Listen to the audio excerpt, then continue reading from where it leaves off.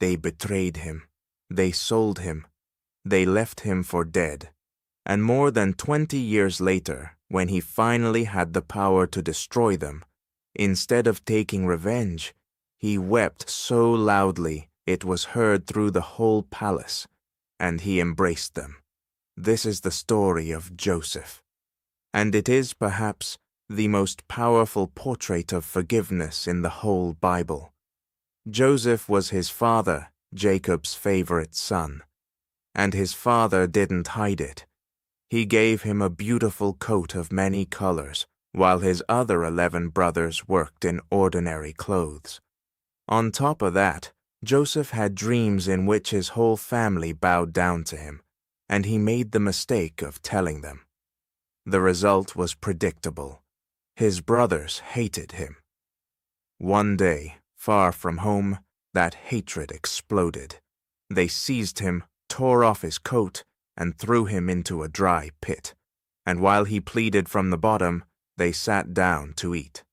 Then they sold him, like cattle, to some merchants heading to Egypt, and to deceive their father, they stained the coat with animal blood, and told him a wild beast had devoured him. Jacob wept for his son as dead.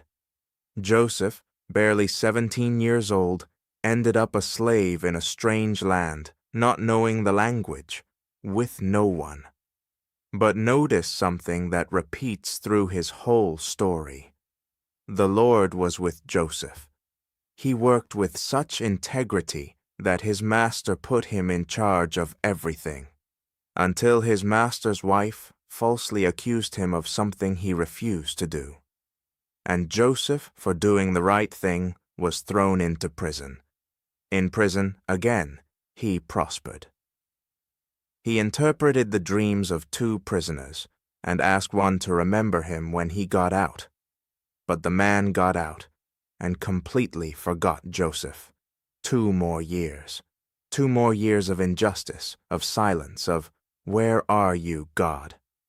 Until one day, Pharaoh himself had dreams no one could interpret, and that man suddenly remembered. There's a Hebrew in prison who interprets dreams. They rushed Joseph out of the dungeon, and he explained to Pharaoh, 7 years of abundance are coming, and then 7 years of a brutal famine.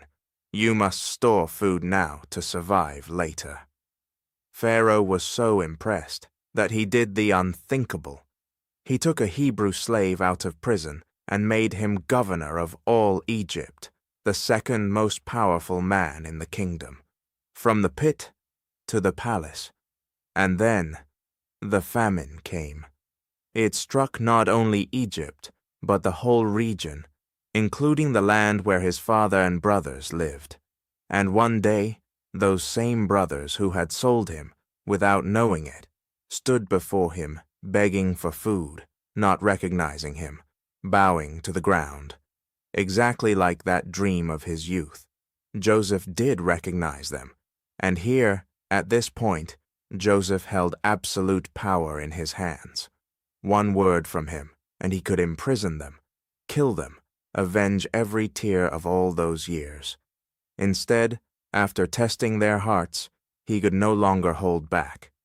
He sent all his servants out, and weeping aloud, he told them, "I am Joseph, your brother, the one you sold." They froze in terror, and then Joseph spoke one of the most astonishing sentences a human being has ever said. "Do not be distressed or angry with yourselves for selling me, because it was God who sent me ahead of you to save your lives." And later he sums it all up in one line you need to engrave on your heart. "You intended to harm me, but God intended it for good, to save the lives of many people." Stop there. Joseph did not say, "What you did wasn't wrong. It was horrible, and he knew it." What he said was, "You had an intention, but God had another story." He learned to look above his brother's betrayal and to see the hand of God weaving in silence, through all those years of pain, a plan to save entire nations from famine. including the family that betrayed him. Now listen, because this is for your life today. To forgive is not to say it didn't hurt.